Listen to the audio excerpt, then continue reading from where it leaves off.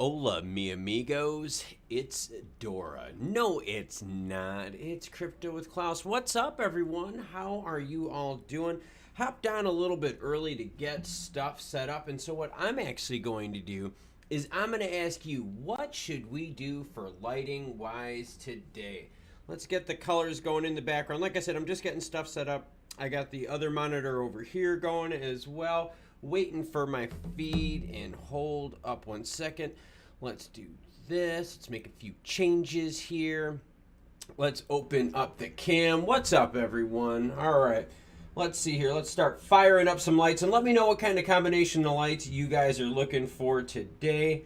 How is everyone doing today, too? Today is going to be, just throwing it out there, today is just going to be a sober day. I'm warming up with the green tea, everyone. My voice is totally trashed from the live stream we did the other day. I think it was like 6 hours total. And then I did, the videos too. So my voice is like totally effing trashed. But so yeah, we're just doing sober Susie on here. What's up, everyone? How's it going? I've got Andy in the house. What's up? Hey, Andy, you're going to love my hoodie. Hold up, everyone. I got to show Andy my hoodie here real quick because Andy will get this. Hold on, Andy. Let me give you guys some key lights so you can see the shirt, and then we'll maybe get serious. I don't know. No, we'll get serious today. Let me just show you guys. Andy will dig this one. There you go. Hopefully you guys can see that nice and clearly. All right, so let's get into stuff. Holy crap, let's shrink this down too, and let's do this. Let's get this now. Oh, man, I am making a mess out of this. Hold on, guys. Hold on here. Give me 1 second. Video capture device. We need to move this just a little bit. Pull this down. So I'm just getting this set up because what I want to do is I want to make sure I keep myself out of the way so we can get into the juicy goodness. All right, so everyone is saying their hellos. We're waiting on the 2 p.m. announcement from the Fed on what the rate hike is going to be. The majority of you guys are thinking, hey, guess what? 50 basis points. That's most likely what we're going to be looking at right here. If we see a 25, the markets are going to go more green than what you see on the screen. You're going to be looking at some big action right there if we get a lower hit on that. All right, let me get a few things up here. Hold on 1 second. I'm going to kill the key light just a little bit. You know what? Let's put some color on the key light too. Well, there we go. All right, that way my eyes don't fry out here as well. All right, so looking right now at the heat map, some interesting things going on. We've got some pre-Fed release action. Look at this, Bitcoin up 3.2%. ETH 2.2. Solana, look at, okay, part of the reason why Solana's up has to do with FTX, Sam Bankman-Fried getting arrested. So it's like, hey, we got that loser out of the way. Maybe we can get some things going. ADA sitting at 31.2. TRX, everyone, this one really pisses me the F off. TRX up 5%. Justin Sun, the scammer of them all, giving away, by the way, 50% interest if you lock up USDT on his chain. There you go. All right, so what do we got going on today? We got Jerome Powell and the Fed. Don't get me wrong. It's important to see what he's going to do number-wise, right? Whether it's a 50 or 25 basis point hit. That's important, all right? But what's more important is going to be his statement after, followed by the Q&A session, all right? That's the thing that I am most looking forward to. And as soon as that goes on, we will be able to share that feed with you. And we got Ben in the house. What's up, Ben? We've got Jimbo Tango in the... You guys, look, I'm going to be honest with you here. Like, the European contingent is very strong on this channel. I'm just throwing it out there. We've got a very strong European contingent right now rocking the channel. Final Ken's jumping in. What's up, Final Ken's? So, 2:30 is when Jerome Powell is going to go in front of the mic and start talking. Until then, at 2 p.m. Eastern time, so about 14 minutes away... you're going to have the actual announcement of what the hit is, right? Most people right now are saying it's 50. But what we're saying is it's 50, and then from now on, we've got a really good chance of going 25, 25, 25. That's where you're seeing this green right now. That's why we're looking at the rally, because seriously, the biggest factor to crypto, don't get me wrong, FTXs and Celsiuses and Lunas and all that kind of stuff, they trash crypto, right? Those are detractors. But your biggest positive moves to crypto are going to be macroeconomic events. And these macroeconomic events, right, like what you're seeing with the Fed, governments from around the world take cues from the U.S. Fed. So keep that in mind. I'm sorry, I'm covering up the price of Bitcoin on here. Let me move that a little bit. Keep that in mind, all right, when you look at this. Governments around the world take cues from the Fed, all right? Very, very important to see. So what is also going to happen is this, and we got to talk about this. And what's up, Massimo? How are you doing? And Colin Hughes as well. Let me see if my tea is cooled down. I literally just poured it. So, I mean, like, look, see? You can see the steam on the cam. I can now see it in my feedback loop. Hi, pretty cool, huh? Oh, that's way too freaking hot. Holy shit, that's way too hot. But here's a big one coming out. All right. In the whole Sam Bankman-Fried FTX thing, all right, some big stuff is coming out. And the reason it's big, it's because of who is doing what with what, okay? CFTC calls Bitcoin, Ethereum, and USDT commodities in an FTX court filing. Think about that. Bitcoin has pretty much always been called a commodity. Ethereum was called a commodity up until recently when they went to proof of stake. Then Gary Gensler was like, well, that's kind of too centralized for me. I'm kind of looking at that as a security. But now they're lumping in USDT on the CFTC side. What's important about this is then that means the other things that Sam Bankman-Fried sold was securities. That means the other cryptos are going to fall under the securities guidelines, all right? Securities violation. Party Farm jumping in. What's up, Party Farm? Says, did you see Ben McKenzie thing at the FTX hearing? No, I have not had a chance to do that. I actually had to take my doggy to get her shot. She's getting a surgery here. And I think it's January 2nd or 3rd she's getting a surgery. And so I had to go take her to get certain shots done so that they could do the surgery thing on her. So no, unfortunately, I did not get to see that. War Galley is here. What's up, War Galley? Hiya. Nikki Palin rocking in. So, interesting thing here, though, as the CFTC is saying that Ethereum and USDT are commodities. That's very revealing. So, what we're hoping, all right, is that the CFTC and the SEC in the background are talking about what's happening with FTX and that they're working on a plan together. That's the hope, okay? We don't want to hear like what happened with Nexo. And what happened with Nexo is Nexo said agencies weren't talking to each other, states and feds weren't, it was a whole mess. But hopefully the SEC and CFTC are talking. But what's interesting here is they lumped USDT now into Bitcoin and Ethereum. That's crazy. That's crazy. Party Farm is jumping in. Lots of people at congressional hearing are throwing crypto under the bus because of the FTX falling. Yeah, I'm telling you right now. All right, and Ben, hey Ben, let me answer your question. Ben emailed me here, and Ben had a really good question. Everyone, Ben was like, hey, can you talk about like the future, what my expectations are with all this? This is a good way to put it, and I'll be totally frank with you guys. About 11 minutes, and as soon as someone sees an official rate hike, just let me know in the chat here, please. But let me answer a question that Ben put, and Ben had some good question here. Was asking, hey, how do I feel about the future? Here's the problem with FTX. When FTX crashes happen, when Celsius crashes happen, and let me do this. Let's bring up a chart real quick here. All right, let's bring up coin market cap, okay? And let's do this. Let's break this down to here. Okay, so when you have problems like with Luna, Celsius, FTX, and all that, you see that there's big drops that happen in the market in terms of liquidity, all right? Liquidity be taken off, total value locked, whatever you want to call it. The liquidity pools, even on the Stellar chain, are at like 12.9 million. They used to be up at like 60 million. But anyways, you can see right here, this is market cap, okay? So market cap takes a big hit there. They took a big hit with Celsius. They took a big hit with FTX. You can see it. These detractors, all right, in my opinion, lessen the rebound, okay? And what I mean by that is this. When we look at the year-to-date, when we look at the all for crypto, you're going to see that there's this pump in 2018, right? And then now look at how much bigger this pump was right here, okay? And you saw the prices that happened and correlated with this pump, okay? Here's the problem. The problem I have is I believe a lot of people in this time period have exited the market. I think that you have venture capital firms. I think you have institutional level money that somehow got around, because we know how that works.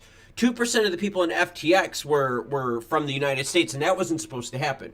So there's ways to get around it. I did a story on two banks, Silvergate, and I can't remember the other one offhand. They also had huge tie-ins with crypto. So anyways, these banks that got burned, they're not going to get back in it. Okay, and if they do, they're going to get back in it into a smaller part, all right? And so for me, the hard part here is I think we have to look at this going, hey, you're always going to have crypto Web3. It's always going to be there. You're going to have more regulations. And so on this next run up that we have, see how we had one right here and it looked very similar to this? I think the next one up, I don't think you're going to see it go like this. I think you're going to see just a steadier increase, like you would see very much like a NASDAQ. You know, where, yeah, you've got hits up and down, but over time you could see a much more steady growth pattern. This pattern that you see right here in 2021, this right here, that is nowhere near sustainable in terms of market cap. That was so much inflated fiat in there, would be crazy. It just doesn't make sense. So I believe a lot of players have pulled out of the market. Now, here's what we need to happen, and a lot of people are going to think that's a bad thing. The big problem is this 22,034 cryptos that we have in the space. We need a lot more of them to just completely go away. So, did a story earlier. A lot of people haven't watched it yet, but it had to do with Pimpin' Peter Griffin and his friends. And uh-oh, everyone, look who we got. We got Peter Griffin and his friends. Yep, they're all in the hood right now. So let's talk Pimpin' Peter Griffin. Here's the problem. The problem we have is the amount of money that was involved in crypto before has now shrank, right? The liquidity pools are smaller and so forth, okay? Even a lot of retail money is not going to get back into crypto because they've been burned. Now, there's people that are just recently getting into it that aren't getting hit hard. But you're talking people that were into it, say, from 6 months ago to like a year ago. They're feeling some pain. People that were into it a couple of years before that, you're pretty much you're break even pretty much right now over like a 2-year mark. So what happens is you have fear that comes through and takes a lot of this money out. So this money pool right here gets smaller and smaller and smaller. The problem is you have more losers like FTX out there. All right, Justin Sun, USDD, they're offering a 50% interest rate on one of their products. I mean, Celsius did the same thing. You got the grifters and the scammers like the Pimpin' Peter Griffins out there that are scheming off them. You guys know who I'm talking about. We break the stories about them on the channel. You watch the stuff. Poo coins. We got lots of poo coins, everyone. There's actually poop on the screen. Isn't that kind of cool? We got poo coins, everyone. These poo coins, they take money away. So investments that could go into these really good cryptos, the ones that have utilities, you're seeing that taken away because of all of these bad actors. Because of your FTXs, your grifters, your poo coins, the fake news out there. It all lessens the amount of money. Now, here's the key. The key is when we get back to that 23,000, all right? When we get to that 23,000, if that's the amount of money that's being spread to the 23,000 cryptos, or 22, what happens when we finally have all of these losers wiped off the map? All the poop coins, all the grifters, once we get regulations there, what's going to be left? It's going to be the utility-based stuff, things that serve a function. If it doesn't serve a function, the government is basically going to say this: you're a security, you're like gambling. These companies cannot fulfill that regimen in order to file. So what's going to happen is you're going to have a lot of this going towards utility tokens, but you have to get through the pain first. You have to get through these grifters, getting the out of here. The Mashinskis, the Do Kwon, the Justin Suns, the Scam Skankman Frieds and stuff like that. You know what I mean? Like, that's the big problem. You had so many bad actors in this space that just, it tarnished it. It tarnished it really bad. Now, here's the key, everyone. Bad actors in the space are one thing. But the other thing we have to consider is how long does it take for that faucet to be turned back on? So some of you out there are wondering, hey, when does money become more readily available to go into crypto? It's when money's cheaper, all right? The Fed right now is going to be discussing, all right? And yeah, Ben, and I'm totally with you guys on that. Like, I can host people. I have enough space here. But when we're looking at this, the Fed has got to get us. The Fed has got to get us back down to 2 really quick. So think until that happens, there's pain. Money is going to be super expensive. Then once we're down to 2 for a while, the Fed can do the opposite. They can take away from the basis rates. Once they take away from the basis rates, forget the green that we're in here. Hell no, you're going to get nasty big good green. The good stuff. Where you see Bitcoin breaking through to 30,000 again. That's when that market starts pivoting. Here's the problem though. We need to get through that crap first. We got to get the bad actors out, and we got to get people out in terms of like the congressional hearing. Okay, I watched the hearing yesterday with FTX, and what shocked me was a couple things. Number one, there's still a bunch of people out there on the Hill that have no idea what the hell crypto is. That's number one. Number two, there's people out there that wanted to make it a political thing, right versus left. Crypto is not a right versus left thing. There is no political edge here at all. All right? Hold on a second here. And so think about that. All right? The third thing is there were people that were grandstanding. You get that one. All right? Fourth, well, you had some people that asked really good questions. We got really shady answers, all right, from John Ray III. I mean, he told us flat out how bad of a mess it was. But the problem is we need to even get, like, the education here. We need to get the education of these damn people in Congress and stuff like that, or else what the hell are they going to do? The congressional hearing, all right, it was good to watch. Here's the problem. What the hell does a congressional hearing matter if we can't even determine what's a security or a commodity publicly in the open? Yeah, CFTC tells us, hey, this, and this, but it's junk. Total junk, everyone. And I saw Twitch was mentioned in there.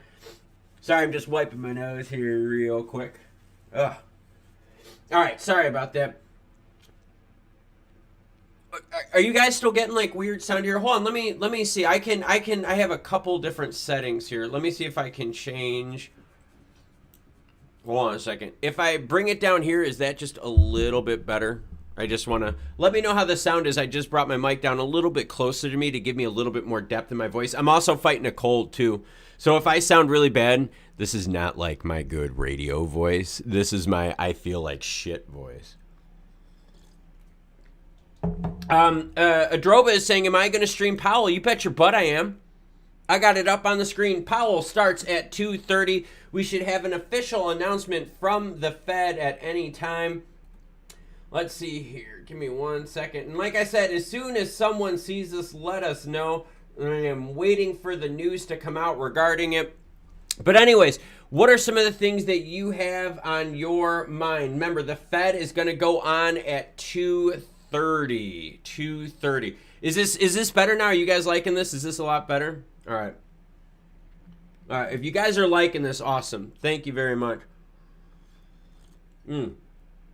All right. So Michael O2 has a comment. Says, what I don't understand is what over YouTubers don't understand what you know, Klaus. Like, what do you mean by that? Let me know what you mean by that. No, I'll help you out. Thank you, Jimbo and Twitch, for letting me know. The problem with a lot of YouTubers, and I'm not saying this in specifics, and I'm not saying this in a negative way. The problem with a lot of YouTubers, and as soon as you guys see that rate hike announcement, let me know. I'm just gonna refresh my page here real quick because I've got a couple screens going on, but I wanna hit up on you guys. But I think part of the problem that a lot of people, whether it's politicians, people that you see streaming, they've lacked real world experience. They've lacked real world business experience. They've lacked, and on like a big scale, you know what I mean, like. Where you have like huge staffs and different departments for like global companies, like a lot of that's missing. And if you have experience in that realm, it really helps you out with finance. It really helps you out understanding geopolitical stuff like this. It does. It really helps out. So what I've done is I've used like my past professional experience with mixing in with this. Heavy tied into finance and stuff like that. I'm a big operations guy, Lean Six Sigma certified, so I do all kind of that one crap. But let's get back to the heat map. Heat map right now is sitting at 349% up for Bitcoin. You got Ethereum at 1342. We're going to open up a few maps here real quick. Give me a second here. What I want to show you guys is this, because you know that is why you come here. Let's get this opened real quick. We're going to see the hits as they happen, ladies and germs. All right, let's go to this. We're going to have this right here. Let's go to the 5-day. We're going to move this on over right here. And all we're going to do is wait to see what the market is doing. Twitch Radio chimes in, plus regulation has to come in before many venture capitalists and bigger players come into play. No, it's very true. It's totally true. Venture capitalists right now, to be honest with you, if you're a venture capitalist right now, you're looking at real estate as being a better investment than anything out there. I mean, that's the thing.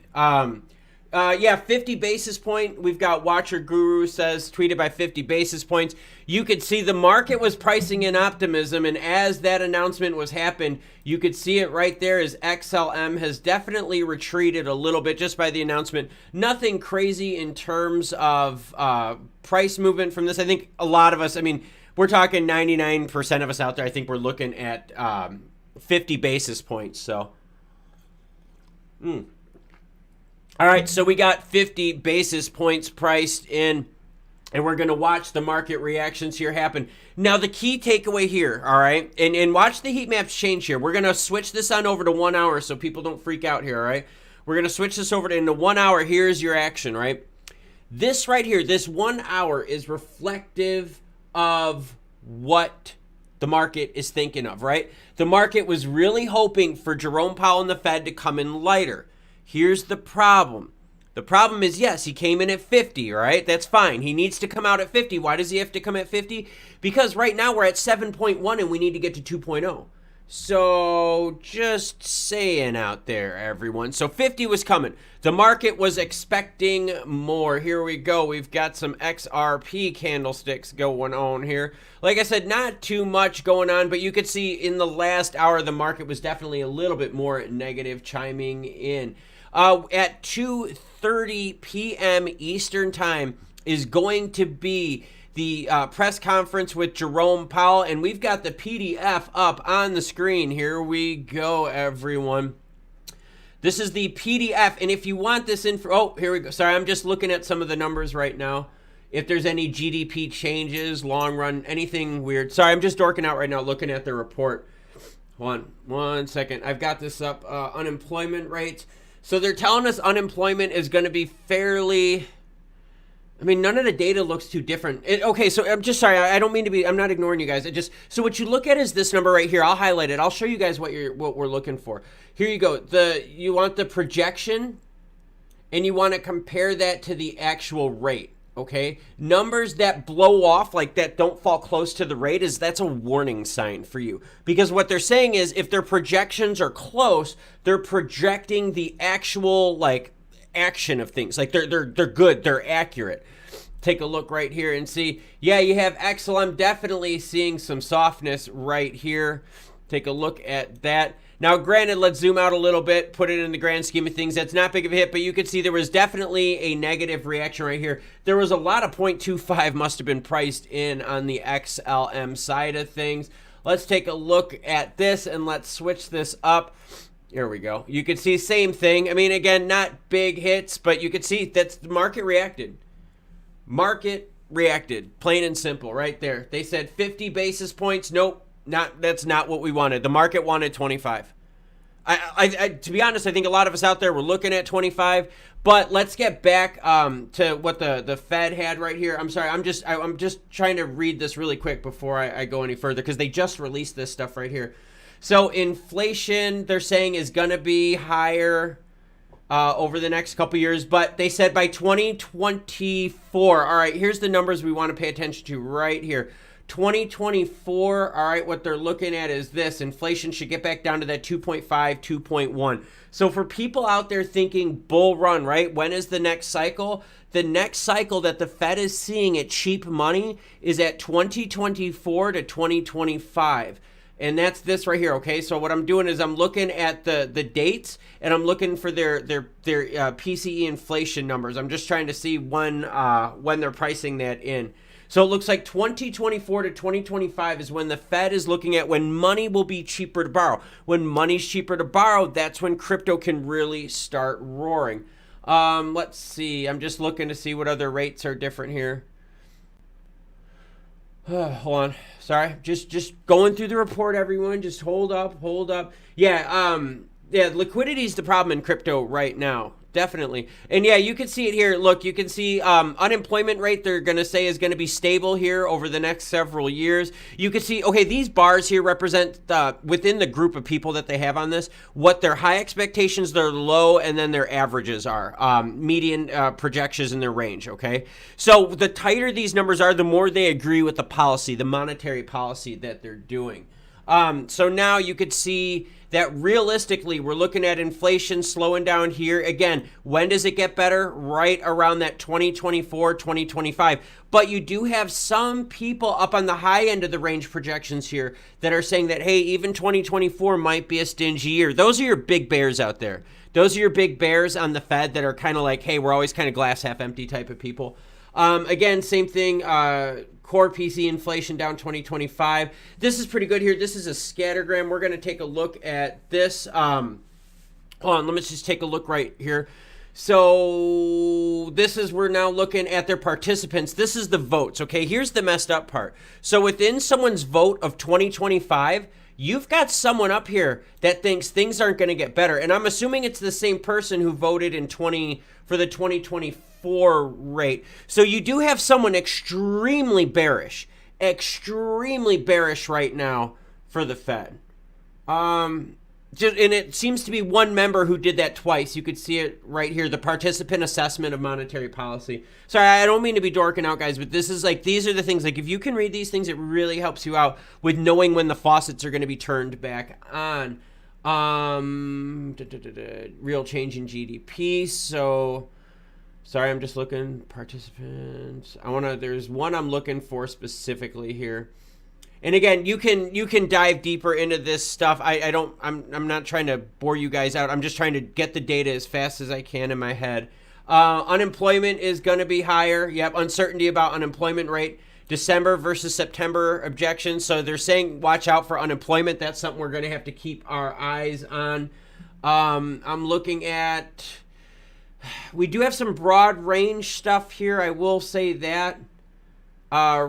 We do have some broad range projections. Hold on, sorry, I'm just looking. Fed fund rates. All right, Fed fund rates.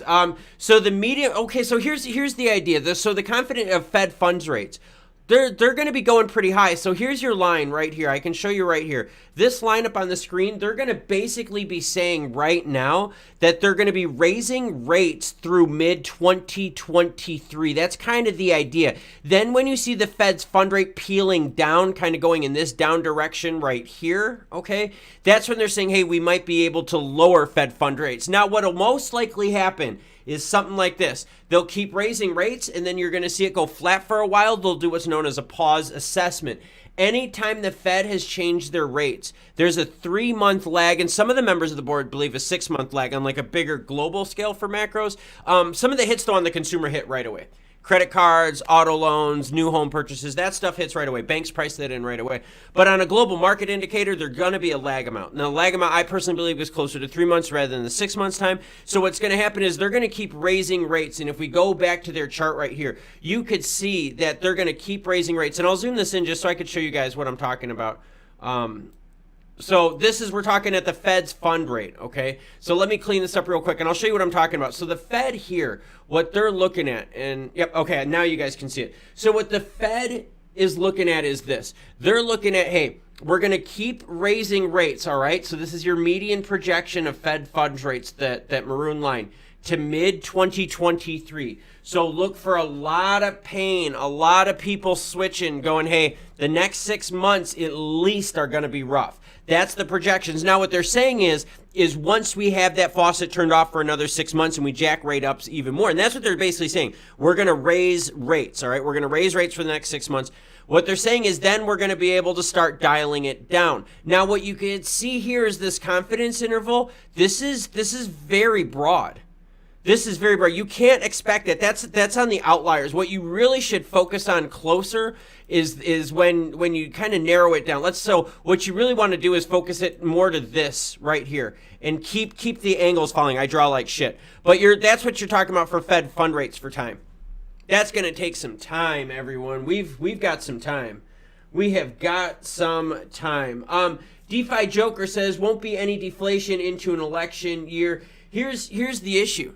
The problem is so now look at, when is the next election, everyone? You guys want to play a cool game? Let's play a cool game. When's the next election, everyone? 2024, right? Okay, so in 2024, look what's happening. They're assuming it's going to be on the downward, that they might even be able to pull basis points off the table. Crazy stuff here. Crazy stuff. So right now, that's why you're looking at XRP and XLM having some extreme trouble right now. I mean, you look at this. Just leading up to this, every half hour, look at how tight these candlesticks were. On the announcement, that's it. Now, is it a big drop? No. It dropped a whole penny, though. I mean, a penny on a 39-cent thing, you're talking 3%. That's a good hit. That's a real good hit. You're going to see that heat map right here. Yeah, this is representative over the last hour. So anyways, that's your macroeconomics information for today. Like I said, the Federal Reserve will come out at 2:30, so Jerome Powell can talk about this. But right now, if you want to know when are we going to moon, what the Fed is telling us, that they're extremely confident they're going to raise rates through the first half of 2023, and to not expect much of a change until 2024, more so into 2025, when we actually get the faucet turned back on. All right, that is what the Fed is saying. And when we're talking about the faucet being turned back on, we can go back up here. Give me a second. And you can see this. They're telling us also unemployment rate is going to be stable around 4% for a couple of years. Hold on, let me go back to that screen that had yep, this is what I'm looking at, right? Unemployment and inflation rate. Inflation has to go down for crypto to go up, and they're saying 2024 to 2025. There you go, man. Adroba asks a good question. Klaus, are you DCAing or waiting for another drop? I'm not buying any crypto right now because there's other things that I can put my money into and make a ton. And it's not a knock on crypto, but you got to think about it this way. All right. If I can put $1,000 into this and turn it into 5,000 in a few months, I'll do that all day long. If I put 1,000 into crypto, yeah, it's going to be worth a lot down the road, in my opinion. But I don't want to wait 2 years right now with money that I have now. See, I have bags loaded. I'm ready to go.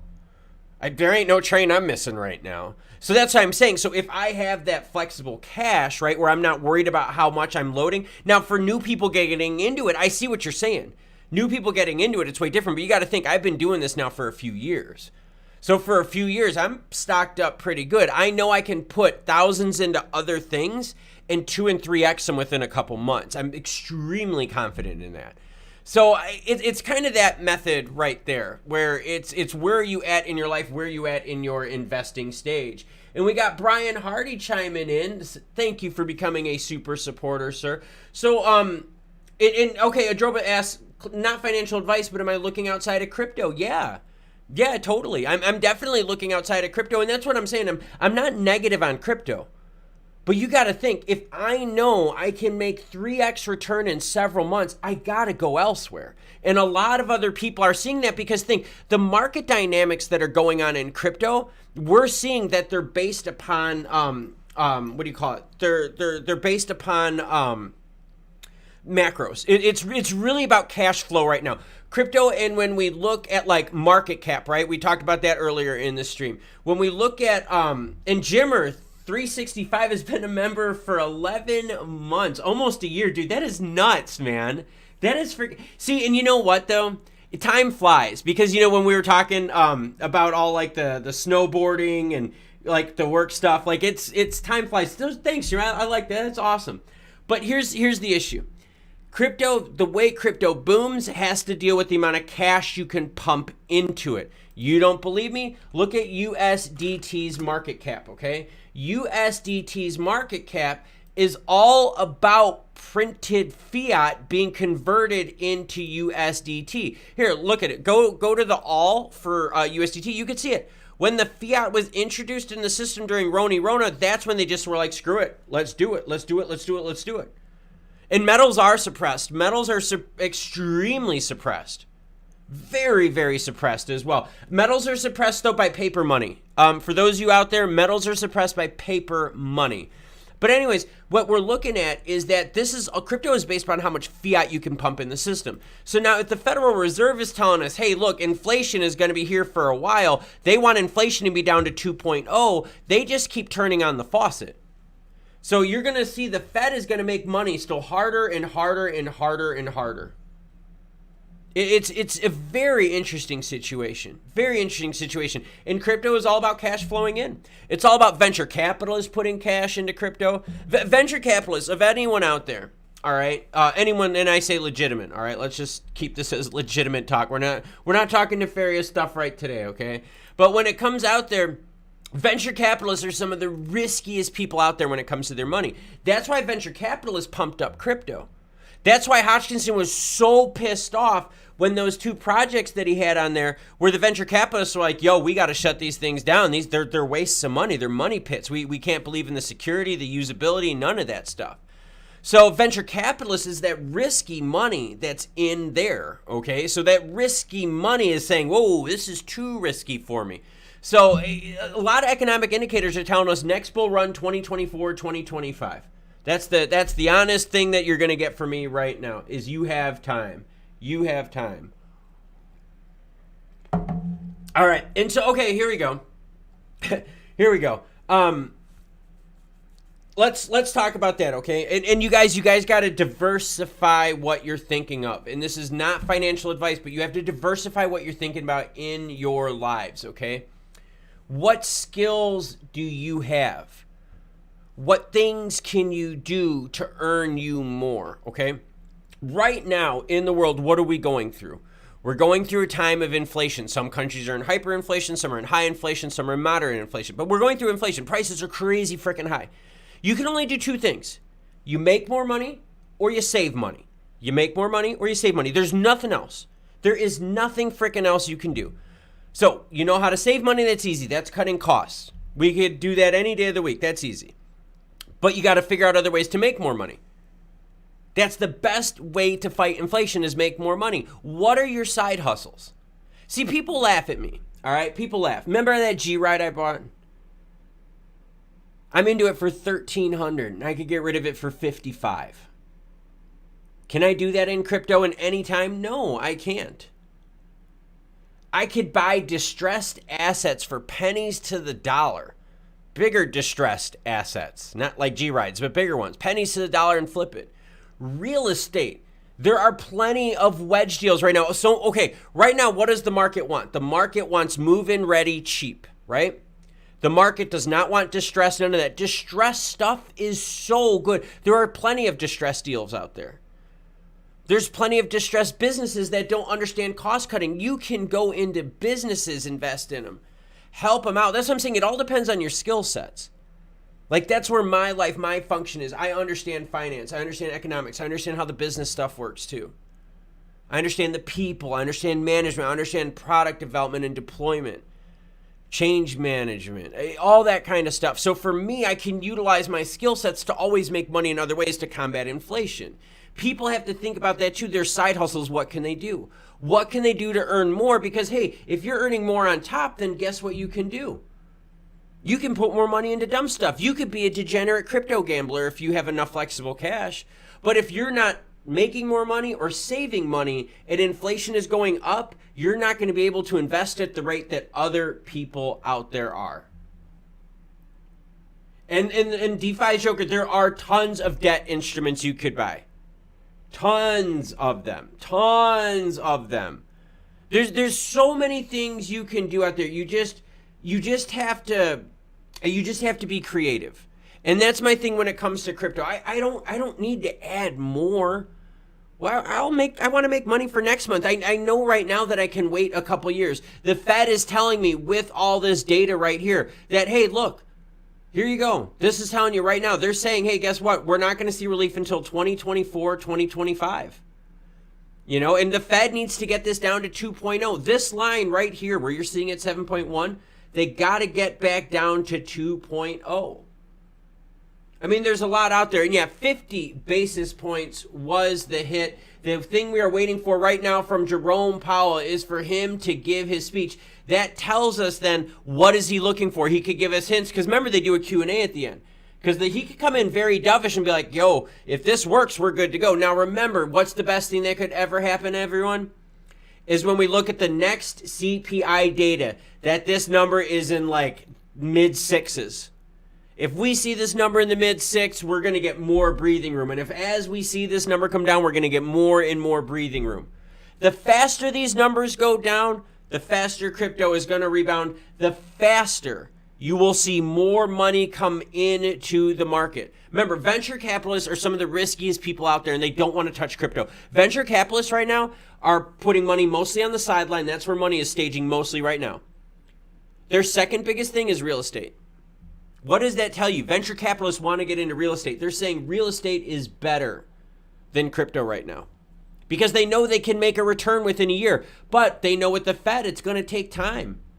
They know with the CFTC and SEC, we've got a long ways to go until we get regs.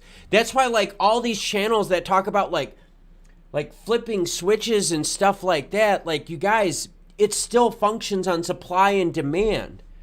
There's not a lot of supply of money to fuel demand, but there's a lot of crypto, isn't there? And that's why the prices suck.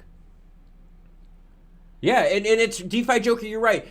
Retail is not going to move crypto. Retail, it's not. We've got so much time until the big money pounds in. For the people that are into crypto now, you're in early.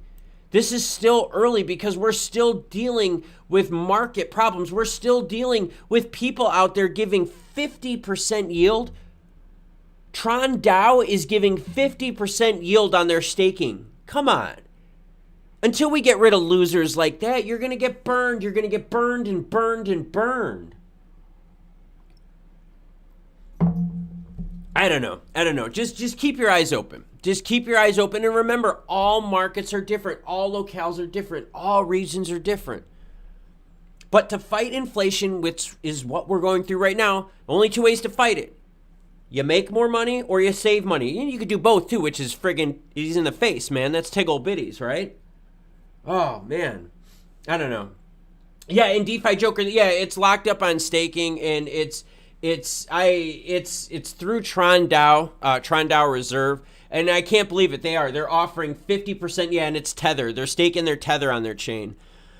So, yeah, that's, you guys, yeah, see what I mean? 50% stake, and that's what I'm saying. Until we get rid of the speculators in crypto, how are we going to be able to get the markets to roar? And that's part of the problem. And it's right, make more, invest more. And that's the thing. What happens is this. When people really get struggled, right, with the idea of money, that's because inflation is going up and their amount of flexible cash starts dwindling because the cost of everything goes up because they're not making more or they're not cutting their costs. If you cut costs as inflation goes up, your investment is constant. If your investment is constant, you become insulated to inflation. Once you're insulated from inflation, you're not in panic mode. You're always in invest in growth mode. I think that's probably one of the biggest points that I can make to people is if you take your home budget and you balance your home budget with inflation, right? And it's very tough, but it is doable. But if you can balance your home budget with inflation, you're inflation neutral. Right? If you can add just that little bit of more money, right? If inflation goes up 10% and you can do that, guess what? You can now add 10% to your budget by maybe a side hustle. Then you could keep investing as much as you want. Then the pain doesn't hurt because it's not like you have cash that you're not using because you always have cash coming in. So just make sure that you keep these principles in mind because crypto, despite crypto, right? I mean, outside of crypto, right now we're dealing with inflation. Businesses, right? What are businesses doing? Letting people go. That's why the Fed, and I got to make sure I'm good time-wise. I got 5 minutes till the Federal Reserve comes up. But that's why the Fed, when they were talking about this, said, hey, guess what? We expect unemployment. I had unemployment in here somewhere. But yeah, unemployment right here. They're saying, hey, unemployment is gonna go up. Here's the rates for 2022. And they're going to say we're going to be higher unemployment the next several years. All right, there you go. That's it. We're expecting, you know, higher unemployment. Why? Because businesses are going to have to cut costs, because this costs business money too. The things that you see with CPI data, these affect businesses as well. Business supplies are more expensive. Sounds dumb. Paper, toner, pens, stupid office supplies, computer chips were crazy, CPUs were crazy for a long time. Every little cost of businesses running also added up too. So what do these businesses have to do? They had to let staff go. You either make more money or you save money or you do both. So yeah, just thought I'd throw that out there. But we got about 4 minutes till Jerome Powell and the Fed hop on in. And Bo Rabbit, I saw you, man. What's up, Bo Rabbit? How are you doing? Michael O2 says, what do you think about XRP, PayNet? Don't know enough about it to make an opinion. That's my rule. If I don't know enough, or if I'm not super confident on it, I'm not going to put my foot in my mouth. I don't feel like it's right to lie to people if there's something I don't know. So I'll just be honest with people. But yeah, it's everything is going up. And the reason why it's dumping is because what they were hoping for was 25 basis points priced in, all right? And not really. What they were really hoping for was that the Fed was going to be a little bit more conservative. But you could see it right here. The Fed is telling us inflation is still going to be high, above that 2% target rate in 2024, 2025. That's why things are dumping. So Polisar asked, hey, why is the market dumping? It's because the Fed is expecting things to be rough. And here's the one thing before we get to Jerome Powell and the Fed. I want to show you this one chart here that's found on the Fed's notes. Give me 1 second. It was the colored one. Give me a second, guys. I'll get to it so I can show you. It's this one right here, okay? Let me make this just a little bit bigger just so everyone could see. Now, what this is right here, all right? This is the federal funds rate, okay? What this chart is telling us right here is that the Fed is expecting to keep increasing rates, okay? That's this kind of, see the wedge and the orange line, all right? You want to kind of follow that orange red line in the wedge. And what you could see right here is that we went from low rates, right? Look at this, to like just jumping up, going crazy. That's how fast this was. But what they're saying is, hey, we've got more rate raising to happen, and we're looking at mid-2023. Mid-2020, so that's on the way up. So yeah, and DeFi Joker, I totally appreciate it, man. From one, DeFi Joker will get this ad majorem de gloriam. Sorry, I just had to say that. Ad majorem de gloriam, so thought you would enjoy that, DeFi Joker. But, so that's what we're waiting. We're waiting for Jerome Powell in the Fed. He should be coming on now any moment. Whoa, baby, let's get rid of their Gennaro sound. And as soon as Jerome Powell and the Fed goes on, I will switch on over to him. In fact, let me do this. I'm going to test out my sound on the feed, you guys. Let me know what you think of this.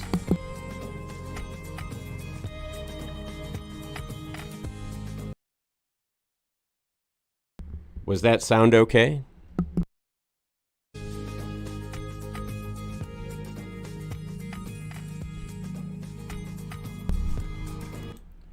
And when Jerome Powell and the Fed, when Jerome Powell hops on, what we'll do, and good DeFi Joker got that one.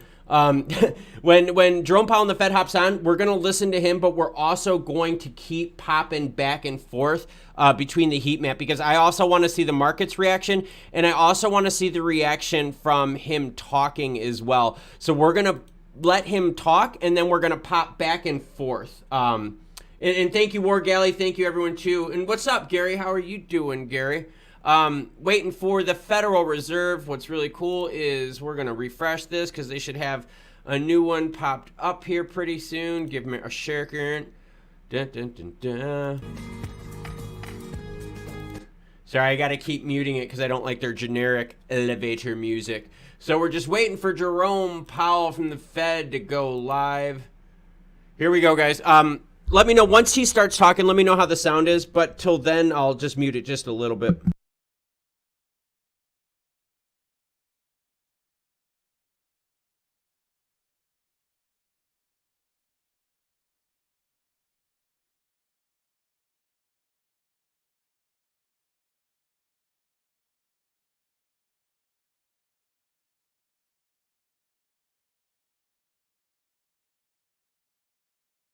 And he hasn't started talking yet. I do have 2 feeds going, all right? So I've got the direct Fed feed through their website, but I've also got the feed, here we go. let me know how the sound is, guys, when he comes on, okay? I'm going to have 2 feeds going on here just in case. Good afternoon. Before I go into the details of today's meeting, I'd like to underscore for the American people that we understand the hardship that high inflation is causing and that we are strongly committed to bringing inflation back down to our 2% goal. Over the course of the year, we've taken forceful actions to tighten the stance of monetary policy. We've covered a lot of ground, and the full effects of our rapid tightening so far are yet to be felt. Even so, we have more work to do. Price stability is the responsibility of the Federal Reserve and serves as the bedrock of our economy. Without price stability, the economy doesn't work for anyone. In particular, without price stability, we will not achieve a sustained period of strong labor market conditions that benefit all.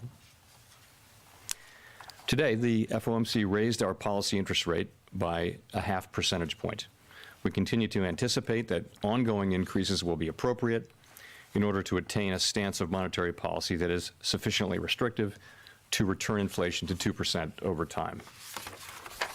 In addition, we're continuing the process of significantly reducing the size of our balance sheet. Restoring price stability will likely require maintaining a restrictive policy stance for some time. I'll have more to say about today's monetary policy actions after briefly reviewing economic developments. The U.S. economy has slowed significantly from last year's rapid pace. Although real GDP rose at a pace of 2.9% last quarter, it is roughly unchanged through the first 3 quarters of this year. Recent indicators point to modest growth of spending and production this quarter. Growth in consumer spending has slowed from last year's rapid pace, in part reflecting lower real disposable income and tighter financial conditions. Activity in the housing sector has weakened significantly, largely reflecting higher mortgage rates. Higher interest rates and slower output growth also appear to be weighing on business fixed investment. As shown in our summary of economic projections, the median projection for real GDP growth stands at just 0.5% this year and next, well below the median estimate of the longer-run normal growth rate. Despite the slowdown in growth, the labor market remains extremely tight, with the unemployment rate near a 50-year low, job vacancies still very high, and wage growth elevated. Job gains have been robust, with employment rising by an average of 272,000 jobs per month over the last 3 months. Although job vacancies have moved below their highs and the pace of job gains has slowed from earlier in the year, the labor market continues to be out of balance, with demand substantially exceeding the supply of available workers. The labor force participation rate is little changed since the beginning of the year. FOMC participants expect supply and demand conditions in the labor market to come into better balance over time, easing upward pressures on wages and prices. The median projection in the SEP for the unemployment rate rises to 4.6% at the end of next year. Inflation remains well above our longer-run goal of 2%. Over the 12 months ending in October, total PCE prices rose 6%. Excluding the volatile food and energy categories, core PCE prices rose 5%. In November, the 12-month change in the CPI was 7.1%, and the change in the core CPI was 6%. The inflation data received so far for October and November show a welcome reduction in the monthly pace of price increases. But it will take substantially more evidence to give confidence that inflation is on a sustained downward path. That's going to send the markets low here. Price pressures remain evident across a broad range of goods and services. Russia's war against Ukraine has boosted prices for energy and food and has contributed to upward pressure on inflation. The median projection in the SEP for total PCE inflation is 5.6% this year and falls to 3.1% next year, 2.5% in 2024, and 2.1% in 2025. Participants continue to see risks to inflation as weighted to the upside. Despite elevated inflation, longer-term inflation expectations appear to remain well anchored, as reflected in a broad range of surveys of households, businesses, and forecasters, as well as measures from financial markets. But that is not grounds for complacency. The longer the current bout of high inflation continues, the greater the chance that expectations of higher inflation will become entrenched. The Fed's monetary policy actions are guided by our mandate to promote maximum employment and stable prices for the American people. My colleagues and I are acutely aware that high inflation imposes significant hardship as it erodes purchasing power, especially for those least able to meet the higher costs of essentials like food, housing, and transportation. We are highly attentive to the risks that high inflation poses to both sides of our mandate, and we are strongly committed to returning inflation to our 2% objective. At today's meeting, the committee raised the target range for the federal funds rate by a half percentage point, bringing the target range to 4.25% to 4.5%. And we are continuing the process of significantly reducing the size of our balance sheet. With today's action, we have raised interest rates by 4.25 percentage points this year. We continue to anticipate that ongoing increases in the target range for the federal funds rate will be appropriate in order to attain a stance of monetary policy that is sufficiently restrictive to return inflation to 2% over time. Over the course of the year, financial conditions have tightened significantly in response to our policy actions. Financial conditions fluctuate in the short term in response to many factors, but it is important that over time they reflect the policy restraint that we're putting in place to return inflation to 2%. We are seeing the effects on demand in the most interest-sensitive sectors of the economy, such as housing. It will take time, however, for the full effects of monetary restraint to be realized, especially on inflation. In light of the cumulative tightening of monetary policy and the lags with which monetary policy affects economic activity and inflation, the committee decided to raise interest rates by 50 basis points today, a step down from the 75 basis point pace seen over the previous 4 meetings. Of course, 50 basis points is still a historically large increase, and we still have some ways to go. As shown in the SEP, the median projection for the appropriate level of the federal funds rate is 5.1% at the end of next year, a half percentage point higher than projected in September. The median projection is 4.1% at the end of 2024 and 3.1% at the end of 2025, still above the median estimate of its longer run value. Of course, these projections do not represent a committee decision or plan, and no one knows with any certainty where the economy will be a year or more from now. Our decisions will depend on the totality of incoming data and their implications for the outlook for economic activity and inflation. And we will continue to make our decisions meeting by meeting and communicate our thinking as clearly as possible. We are taking forceful steps to moderate demand so that it comes into better alignment with supply. Our overarching focus is using our tools to bring inflation back down to our 2% goal and to keep longer-term inflation expectations well anchored. Reducing inflation is likely to require a sustained period of below-trend growth and some softening of labor market conditions. Restoring price stability is essential to set the stage for achieving maximum employment and stable prices over the long run. The historical record cautions strongly against prematurely loosening policy. We will stay the course until the job is done. To conclude, we understand that our actions affect communities, families, and businesses across the country. Everything we do is in service to our public mission. We at the Fed will do everything we can to achieve our maximum employment and price stability goals. Thank you. I will look forward to your questions.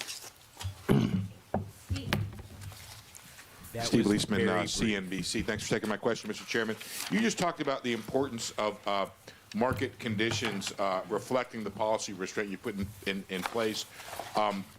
Since the November meeting, the 10-year has declined by 60 basis points.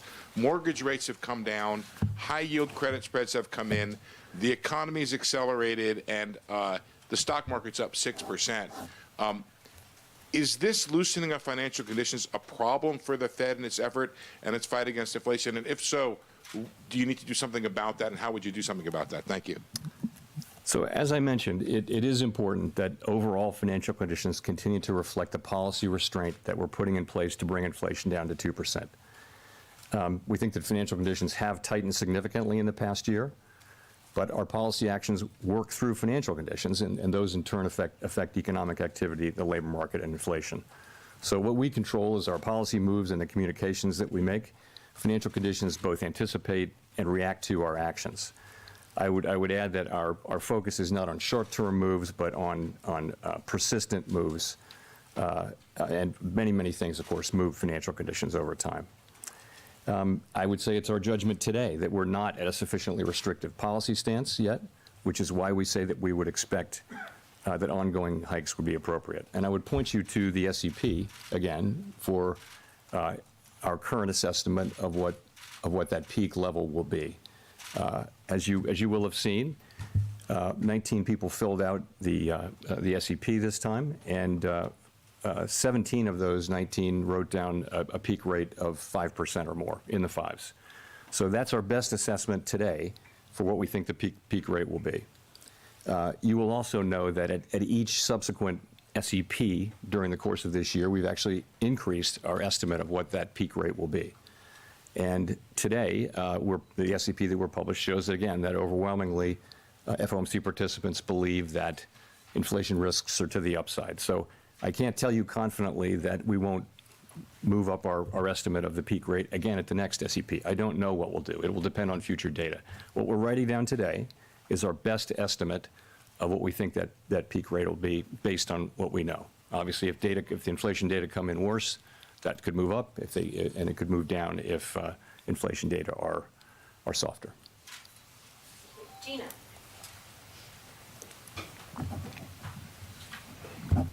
Gina Smilik, New York Times. Thanks for taking our questions.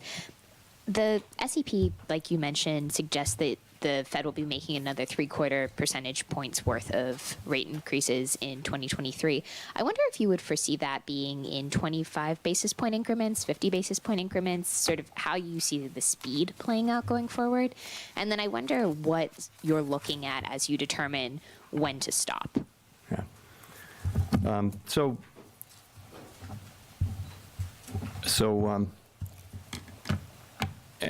As I've been saying, as we've gone through the course of this year, as we lifted off and got into the course of the year, and we saw how strong inflation was and how persistent, it was very important to move quickly. In fact, the speed, the pace with which we were moving was the most important thing. I think now that we're coming to the end of this year, we've raised 425 basis points this year, and we're into restrictive territory. It's now not so important how fast we go. It's far more important to think, what is the ultimate level? And then at a certain point, the question will become, how long do we remain restrictive? That will become the most important question. But I would say the most important question now is no longer the speed.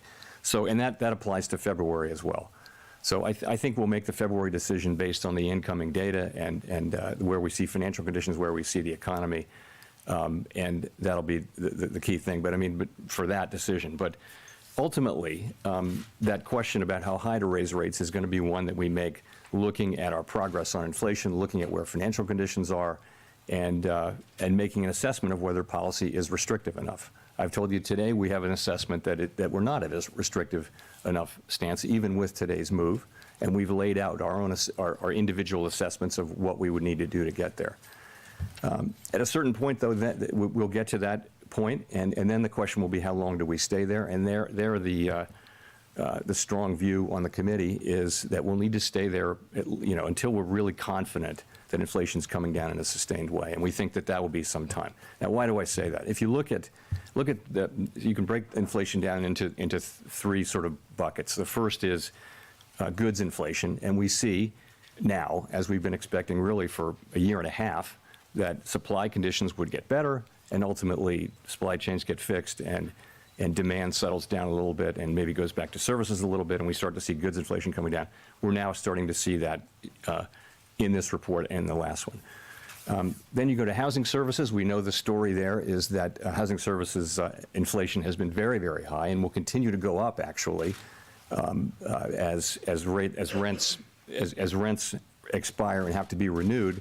they're going to be renewed into a market where rates are higher than they were when the original leases were signed.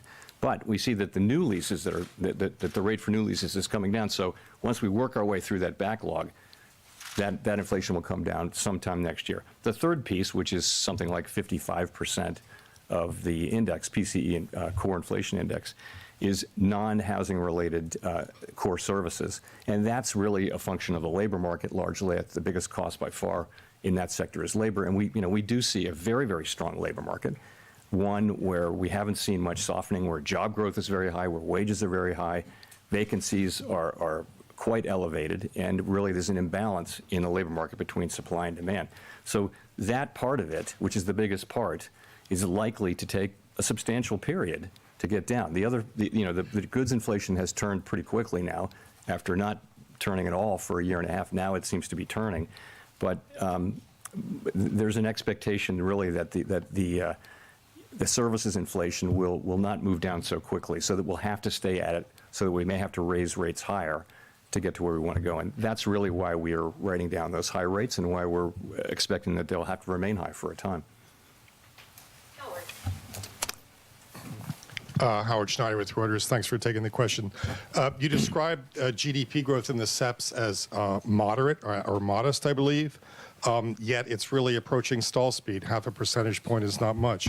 You described labor market unemployment rate as representing some softening, but it's nearly a full percentage point rise, and that's well in excess of what has historically been associated with recession. Why wouldn't this be considered a recessionary projection by the Fed? Well, I'll tell you what the projection is. I don't think it would qualify as a recession, no, because you've got positive growth. The expectations in the SEP are basically, as you said, which is we've got growth at a modest level, which is to say about a half a percentage point. That's positive growth. It's slow growth. It's well below trend. It's not going to feel like a boom. It's going to feel like very slow growth, right? In that condition, labor market conditions are softening a bit. Unemployment does go up a bit. I would say that many analysts believe that the natural rate of unemployment is actually elevated at this moment. So it's not clear that those forecasts of inflation are really much above the natural rate of unemployment. We can never identify its location with great precision. But that 4.7% is still a strong labor market. If you look, you've got the reports we get from the field are that companies are very reluctant to lay people off, other than the tech companies, which is a story unto itself. Generally, companies want to hold on to the workers they have because it's been very, very hard to hire. So, and you've got all these vacancies out there far in excess of the number of employed people. That doesn't sound like a labor market where a lot of people will need to be put out of work. So that there are channels through which the labor market can come back into balance with relatively modest increases in unemployment, we believe. None of that is guaranteed, but that is what their forecast reflects. Nick.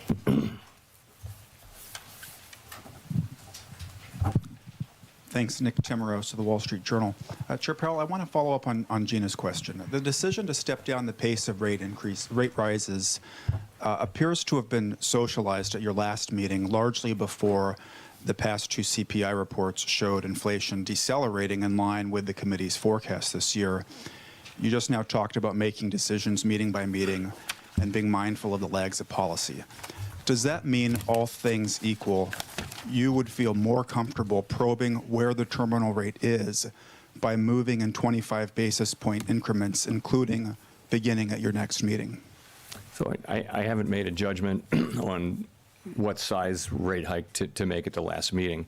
But what you said is broadly right, which is having moved so quickly and having now so much restraint that's still in the pipeline, we think that the appropriate thing to do now is to move to a slower pace.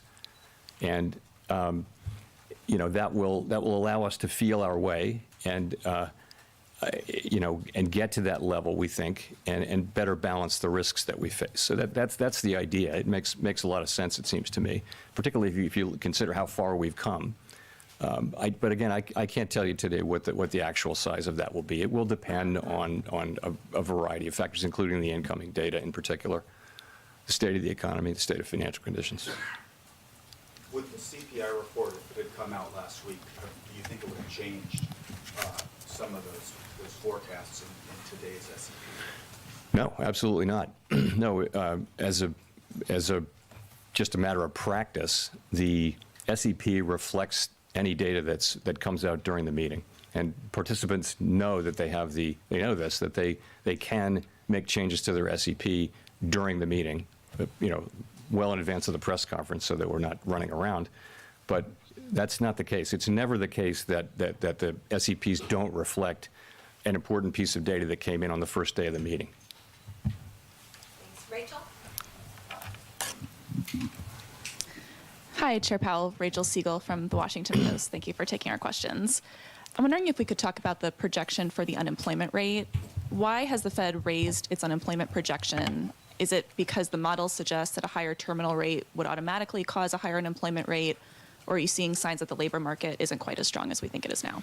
Thanks. No, it's not about the strength of the labor market. The labor market is clearly very strong. It is more just that, by now, we've continually expected to make faster progress on inflation than we have ultimately, and that's why the peak rate for this year goes up between this meeting and the September meeting. You see the fact that we've made less progress than expected on inflation, so that's why that goes up, and that's why unemployment goes up, because we're having to tighten policy more. And so it didn't go up by much in the meeting, I don't think, but that's the idea, is slower progress on inflation, tighter policy, probably higher rates, probably held for longer, just to get to where the kind of restriction that you need to get inflation down to 2%. Do you have a sense of, in order to get to that number, how much of that could be caused by layoffs versus vacancies trimming or changes to the labor force population rate? So it's very hard to say. You can look at history, right? And history would say that in a situation like this, the declines in unemployment would be more meaningful, I think, than what you see written down there. But why do we think that is the case? So I'll give you a few reasons. First, just is that there's this huge overhang of vacancies, meaning that vacancies can come down a fair amount, and we're hearing from many companies that they don't want to lay people off, so that they'll keep people because it's been so hard. I mean, I think it feels like we have a structural labor shortage out there, where there are 4 million fewer people, a little more than 4 million, who are in the workforce available to work than there's demand for workforce. So the fact that there's a strong labor market, means that companies will hold on to workers, and it means that it may take longer, but it also means that the costs in unemployment may be less. Again, that we're going to find out empirically, but I think that's a reasonably possible outcome, and you do hear many labor economists believe that it is. So we'll see, though. Colby? Thank you. Colby Smith with the Financial Times. How should we interpret the higher core inflation forecast for 2023 in the SEP? Does that not then suggest that the policy rate currently forecasted for next year should actually be higher than the 5.1 medium estimate penciled in? Well, I think that's why one of the reasons it went up was that core came in stronger this year. Yeah, what you see is our best estimate as of today, for how high we need to raise rates, to how much we need to tighten policy to create enough, restrictive policy to slow economic activity and soften the labor market and bring inflation down through those channels. That is the estimate, best estimate we make today. And as I mentioned, we'll make another estimate for the next SEP, and we'll, of course, between meetings we do the same thing, but we don't publish it. Victoria? Hi, Victoria Guida with Politico. I wanted to make sure I understand specifically what's going on in the SEP, because you all expect rates to go higher, but you're also more pessimistic about what inflation is going to look like next year. And I was just wondering, given that we have seen some cooling in inflation, is that primarily because of wage growth, that you expect wage growth to be sort of a headwind? No, we're going into next year with higher inflation than we had thought, right? So we're actually moving down to the level that we're moving down to next year is still a very large drop in inflation from where inflation is running now, well more than a 1% change in inflation. But remember that the jump-off point at the beginning of the year is higher. So we're moving down still by a very large chunk. I don't think the policy's having any less effect. It's just starting from a higher level at the end of 2022. So we're getting down. I believe the median is 3.5%. That's a pretty significant drop in inflation. And where's it coming from? It's coming from the goods sector clearly. By the middle of next year, we should begin to see lower inflation from the housing services sector. And then, the big question is how much will you see from the 55% of the index, which is the non-housing services sector. And, that's where you need to see, we believe you need to see a better balancing of supply and demand in the labor market so that you have, it's not that we don't want wage increases. We want strong wage increases. We just want them to be at a level that's consistent with 2% inflation. Right now, if you factor in productivity estimates, standard productivity estimates, wages are running, well above what would be consistent with 2% inflation. Neil. Thanks. Hi, Chair Powell. Neil Irwin with Axios. Some of your colleagues have been pretty explicit that they can't imagine rate cuts happening in 2023. That's certainly not implied by the SEP. But futures markets have priced in some easing in the back half of next year. What's your view of the likelihood of any kind of rate cuts next year? What circumstances might make that plausible? Our focus right now is really on moving our policy stance to one that is restrictive enough to assure a return of inflation to our 2% goal over time. It's not on rate cuts. And we think that we'll have to maintain a restrictive stance of policy for some time. Historical experience cautions strongly against prematurely loosening policy. I guess I would say it this way. I wouldn't see us considering rate cuts until the committee is confident that inflation is moving down to 2% in a sustained way. So that's the test I would articulate. And you're correct. There are not rate cuts in the SEP for 2023.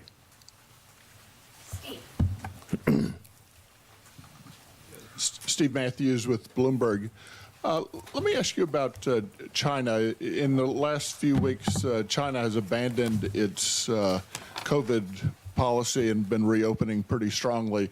I'm wondering if you see that as disinflationary because you're seeing supply chains improve, or inflationary because it obviously brings a lot more demand globally, improves the global outlook for growth and for commodities prices. And so you're right. Those two things will offset each other. Weaker output in China will push down on commodity prices, but it could interfere with supply chains ultimately, and that could push inflation up in the West. It's very hard to say, how those two will offset each other, and it doesn't seem likely actually that the overall net effect would be material on us. But to your point, China faces a very challenging situation in reopening. And we've seen waves of COVID all around the world can interfere with economic activity. China, a very critical manufacturing place for manufacturing and exporting. Their supply chain is very important. China faces a reopening. They've backed away from their COVID restriction policies. There could be very significant increases in COVID, and we'll just have to see. It's a risky situation. But again, it doesn't seem like it's likely to have material overall effects on us. Chris.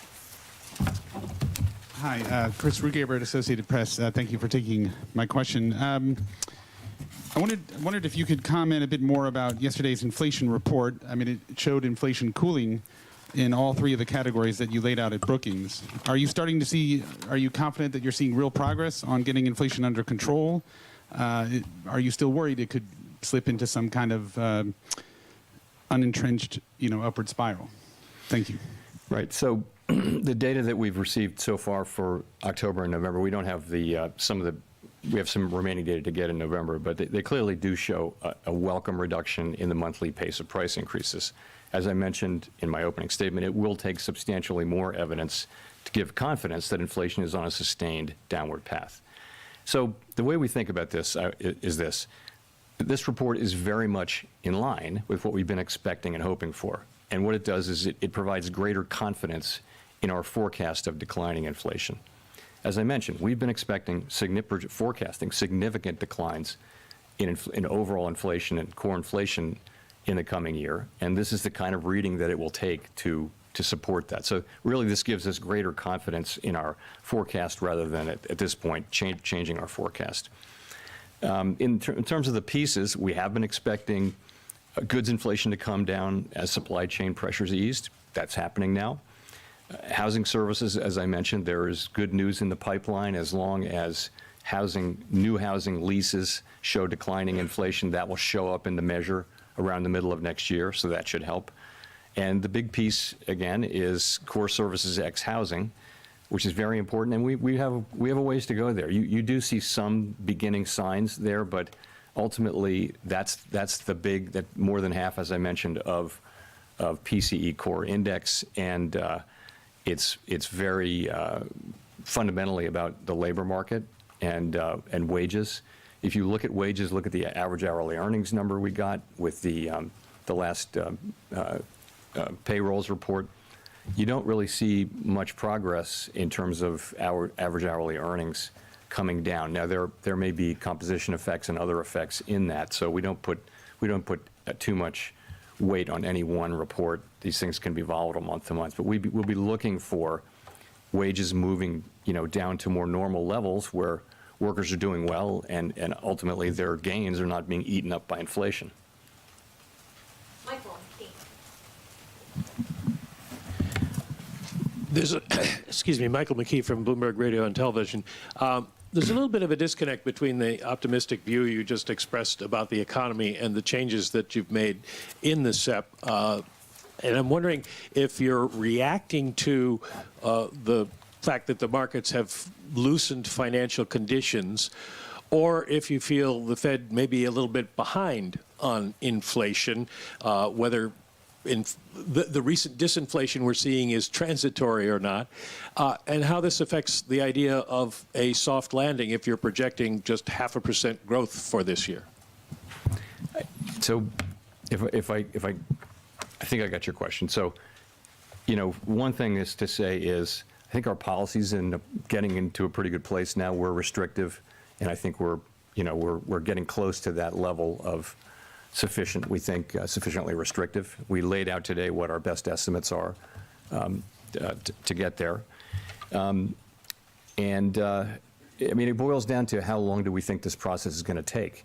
And of course, we welcome these better inflation reports for the last 2 months. They're very welcome, but I think we're realistic about the broader project.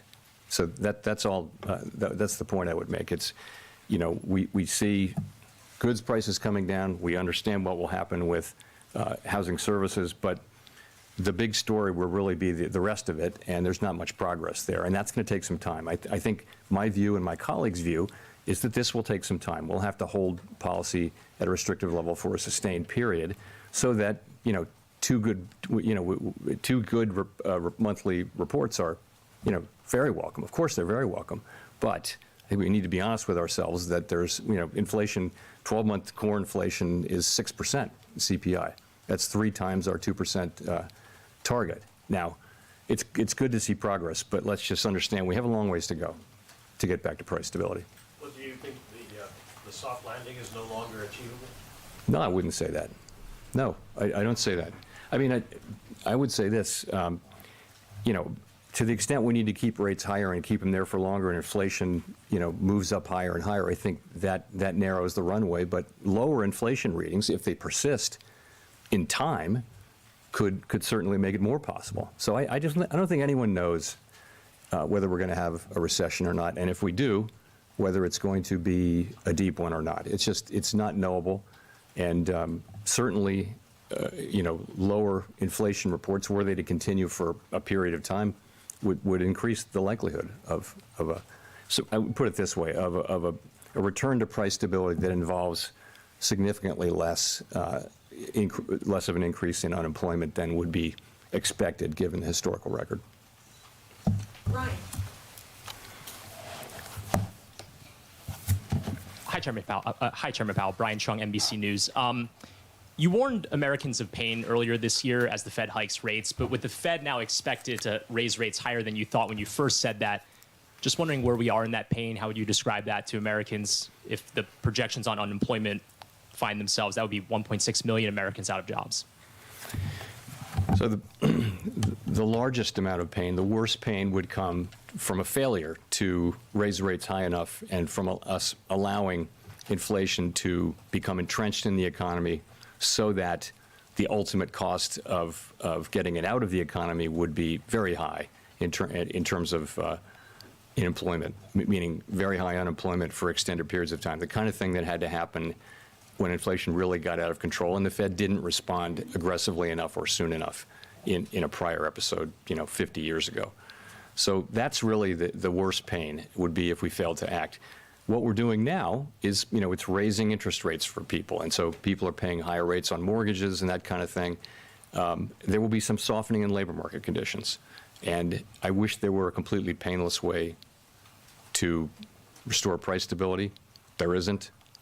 And this is the best we can do. I do think, though, that and markets are pretty confident, it seems to me, that we will get inflation under control, and I believe we will. We're certainly highly committed to do that. Grady. Thank you, Mr. Chair. Grady Trimble with Fox Business. You've reiterated today, and the committee has reiterated its commitment to that 2% inflation target. I wonder, is there ever a point where you actually reevaluate that target and maybe increase your inflation target if it is stickier than even you think it is? That's just so changing our inflation goal is just something we're not thinking about. It's not something we're not going to think about. We have a 2% inflation goal, and we'll use our tools to get inflation back to 2%. I think this isn't the time to be thinking about that. I mean, there may be a longer run project at some point, but that is not where we are at all. The committee, we're not considering that. We're not going to consider that under any circumstances. We're going to keep our inflation target at 2%, and we're going to use our tools to get inflation back to 2%. Nicole. Thank you, Chairman Powell. Nicole Goodkind, CNN Business. As you monitor wage growth and unemployment data, I wonder if you're paying close attention to a sector or even income level. Like, how do you factor potential exacerbations of inequality into your risk calculations, especially given the K-shaped recovery of 2020? So I would go back to the labor market that we had in 2018, 19, 20. So what that looked like was wage increases for the people at the lowest end of the income spectrum were the largest. The gaps between racial groups and gender groups were at their smallest in recorded history. All of that because of a tight labor market. A tight labor market which had inflation running, just a tick below 2%, and the economy growing right at its potential. So that seems like something that would be really good for the economy and for the country if we could get back to that. And so that's what all of us want to do. We want to get back to a long expansion where the labor market can remain strong over an extended period of time. That's a really good thing for workers in the economy, and we'd love to get back to that. That's what our goal is. There's in the near term, we have to use our tools to restore price stability, but we can't. What we have to think about is the medium and longer term. If you think about it, the country went through a difficult time. I think much more difficult than we can think it would happen here, but it really set up our economy for several decades of prosperity. So price stability is something that really pays dividends for the benefit of the economy and the people in it over a very, very long period of time. And so when it is lost for whatever reason, it has to be restored, and as quickly as possible, which is what we're doing. In the short term, are you factoring in these potential exacerbations of inequality? Are you monitoring? We do, yes, we absolutely do. We look at, it's our regular practice to talk about unemployment rates by different groups, including racial groups and that sort of thing. We do. We keep our eye on that. Nancy. Hi, Nancy Marshall-Genzer with Marketplace. What would you do if the economy slows so much that we enter a recession before we see strong, consistent signs that inflation is slowing? In other words, stagflation. So I don't want to get into too many hypotheticals, but it's hard to deal with hypotheticals. So let me just say that we have to use our tools to support maximum employment and price stability. I've made it clear that right now the labor market's very, very strong. You're at near a 50-year low. You're at or above maximum employment, in 50-year low in unemployment. Vacancies are very high. Nominal wages are very high. So the labor market is very, very strong. Where we're missing is on the inflation side, and we're missing by a lot on the inflation side. So that means we need to really focus on getting inflation under control, and that's what we'll do. I think as the economy heals, the two goals come more into play. But right now, clearly the focus has to be on getting inflation down. Greg. Thank you, Chairman Powell. Greg Robb from MarketWatch. You spoke a little bit ago. You said that the U.S. it looks like we have a structural labor shortage in the economy. Could you expand on that? Talk a little bit more about that. And really, are you talking about getting Congress action on increasing like legal immigration, things like that? Thank you. So what I meant by that with structural labor shortage is if you look at where we are now, as I mentioned. If you just look at demand for labor, you can look at vacancies plus people who are actually working, and then you can take supply of labor by are you in the labor market, are you looking for a job or have a job, and you're more than 4 million people short. We don't see, despite very high wages and an incredibly tight labor market, we don't see participation moving up, which is contrary to what we thought. So the upshot of all that is the labor market is actually. It's 3.5 million people at least smaller than it should have been based on pre-pandemic, just assume population and reasonable growth and aging of the population. Our labor force should be 3.5 million more than it is. And that there are lots of easy ways to get to bigger numbers than that if you go back a few more years. So why is that?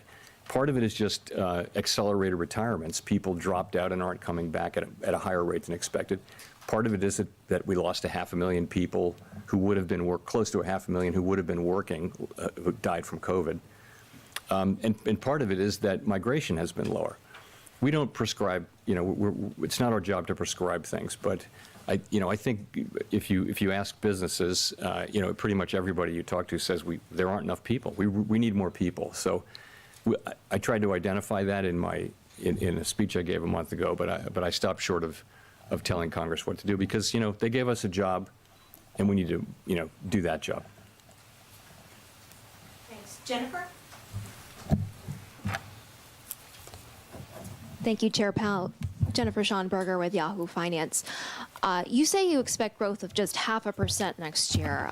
Given that you've said the process of raising rates and getting inflation back under control will be painful, have you had discussions within the committee and addressed how long and or how deep of a recession you would be willing to accept?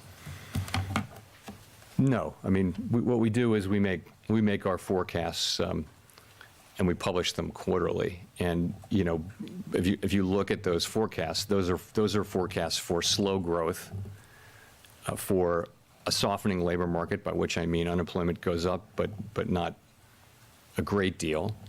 And you see inflation coming down. You see rates going up a lot. You see inflation coming down. Those are those forecasts, and that's really what they show. We're not. We all, of course, we don't. Talk about this kind of a recession and that kind of a recession. We make those forecasts. The staff runs, and you will see this if you look at the old Teal books, runs alternative simulations of all different kinds at every meeting, and we look at those too. And those will explore different things. But that's just upside and downside scenarios. Of course, that's responsible practice that we've carried on for many decades. But no, we don't. We haven't asked ourselves that question. We'll go to Jean for the last question. Hi, Jean Young with Market News. I wanted to ask about the SEP again. If you are reaching peak rates around 5% in the first half of next year and inflation starts to decline materially, that would seem to make the real rate gradually more restrictive. Is that something that's built into the projections and into models? Is that something you would want to see? So we do know that, of course, that's something that we know and we'd see. But as I mentioned, that, we wouldn't, I wouldn't see the committee cutting rates until we're confident that inflation is moving down in a sustained way. That would be my test. I don't see us as having a really clear and precise understanding of what the neutral rate is and what real rates are, so that it would mechanically happen like that. It'll be a test of, for cutting rates, I think in the event it'll be a question of, do we actually feel confident that inflation is coming down in a sustained way? Thank you very much. All right, that was Fed Chair Jerome Powell telling us that, hey, it's 50 basis points right now, but expect more pain to come. Holy crap, that was pretty negative sounding by JP. I gotta be honest with you. And the market honestly took that reaction just like how all of us did on the chat here. You're looking at Bitcoin went back under that 18,000 mark, ETH at 1313. XRP dropped 2.24% in the last hour to 383. XLM, nothing good happening there right now, down 1.57%. If we move on over to the individual token price action, you're going to see that since the announcement of the 50 basis point hit, XRP declined right here and has pretty much traded sideways since the movement. XLM a little different though, everyone. You could see this is where the 50 basis point hit right there. There was that little bit of rebound to get up, could not hold it. We're now even lower than where we were during the initial hit of the 50 basis points. That's messed up. That is very, very messed up, because you can definitely see no love at all right now for XLM. Even Dogecoin right now is down too. So again, no love for them as well. Wow. All right, so let's do a quick summary right now of things. So basically, Jerome Powell and the Fed said, hey, guess what? 50 basis points is what we got. We're going to keep coming at you hard with 50 basis points hits until we get this number down to 2.0. Now, that being said, the Fed said do not expect any rates to be lowered in 2023. Why? Because inflation is way higher than what they thought. And in fact, you could see that markets don't look to be opening back up until 2024, 2025. Yeah, so what you're going to see right now is you're going to see capital pivot more and more out of crypto into other sectors. In fact, you're going to see a lot of sectors and a lot of capital. Actually, what you're going to see is a lot of capital build up on the sidelines. They're going to wait for a market leader, for a sector out there to do some jump, all right? Whatever that sector is, a huge chunk of this capital on the sideline is going to go over to that market. We're just looking for a market leader to jump out and make things happen. Whew, crap, man. Jerome Powell was a lot more negative this time around with his speech. And yeah, I mean, I think we can see why. All right, everyone, what I'm going to do is I'm going to be ending this stream here in the next couple of minutes, because I'm going to do a summary video regarding this. So what we're going to do is we're going to end at 3:25 p.m. Eastern Time. And that way I can do a summary video for this for the people that were unable to watch. Wow. Honestly, the big takeaways, though, from this is that the Fed says do not look for decreases in rates in the next year. And then we know there's going to be a pause, and then they will drop rates. So you are looking at more of mid-2024, everyone, for the prices to, or for the valves of money to turn back on. Ray, what are you doing, sweetie? Ray, you want one? Sorry, I got my doggy with me here, the one who had to get her shots today, her vet shots. Come here, sweetie. You want to come on the camera? Come here, baby. Yeah, come here. You can come up here. Come here. Come here, sweetie. Come here. Yeah, come here, good girl. Right up here. Come here. Come on. You can come up. Oh, there's my good girl. Yeah. Oh, sweetheart. Yep, we had to get her some shots today because she's getting surgery here in, I think, like 2 or 3 weeks. I think it's the day after New Year's Day, so Yeah, basically that's what it's going to come down to. Can you survive? Can you survive the pain? Can you deal with inflation for the next couple years? The Fed came out and said, hey, inflation is higher than we had projected earlier, and we're also seeing that unemployment is going to be up a little bit higher too, but not crazy high because there is a shortage of labor. Now, you are seeing that some of the FOMC participants right here are very, very negative feeling on what is going on. It seems to be that you have two people right here, or the same person probably twice, saying, hey, things are going to be rough for a while. DeFi Joker, love the dog. She is an Anatolian and German Shepherd mix. Come here, sweetheart.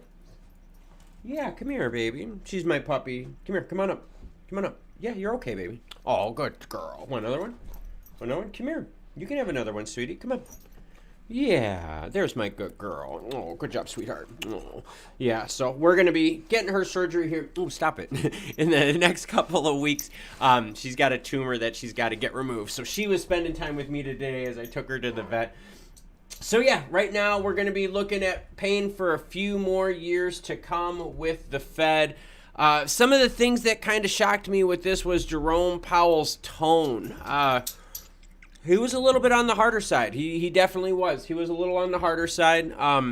He wasn't soft with this one. He just kind of came at us with that. But you can see here, too, is that inflation, they're saying, is still going to be above that 2.0 rate. Here's your 2.0 rate right here. And they're saying, hey, look, 2024, we're going to still be well above that inflation mark right there. So I don't know. Hopefully, everyone's kind of seeing what's going on right here. Hopefully you guys don't run into the, oh my God, we're going to moon tomorrow. You know what I mean? Like, come on, guys, let's be real here. I don't think we're going to be mooning anytime soon, as the valves of money have been turned off by centralized banks across the globe. Because remember, other countries take cues from the Fed. Now, Jerome Powell, I will be honest with you, what concerned me a little bit is he said he was not impressed with the latest reports. So this drop we saw, this delta of 0.6 here, Jerome Powell was not impressed by that. So that means the next rate hike, or I'm sorry, the next CPI data that's coming out, we got to be looking at 6.5. That's what we got to be looking at, 6.5, all right? And that's at the minimum. 6.5 would suggest Jerome Powell and the Fed only need to do a 50 basis point hit. So obviously they're looking for more action in there. Yeah, all the BS in the crypto world is right. There's just too much FUD, too much junk out there. So what I'm going to do is What I'm going to do is I'm going to start shutting things down here. Say your thank you, say your goodbyes to everyone in the chats. It has been an awesome live stream. Oh yeah, good question. Adorba says, when is the next Fed's meeting? Hold on, I had it here. Give me a second. I know it's in my search bar. FOMC meetings 2022. We're gonna go to the Fed page. We're gonna go here. We're gonna go to new. Hold on a second here. Where is news and events? Crap. Where did I see it? Hold on. I had it earlier. I had my FOMC meeting calendar up here. Here we go. FOMC. Now I got to go to 2023. The first one in 2023 is going to be January 31st and February 1st. And Brian Hardy, thank you very much for also jumping in as a channel member. I totally appreciate it. So you're looking at January 31st, February 1st for the next meeting with Jerome Powell and the Fed. No, we are looking at the actual one is February 1st and January 31st, everyone. And thank you all very much for watching. I am going to shut my camera down now. You guys say your goodbyes, say your thank yous. I'll be hanging out here just in the background so that you guys can hang out on chat for a little bit.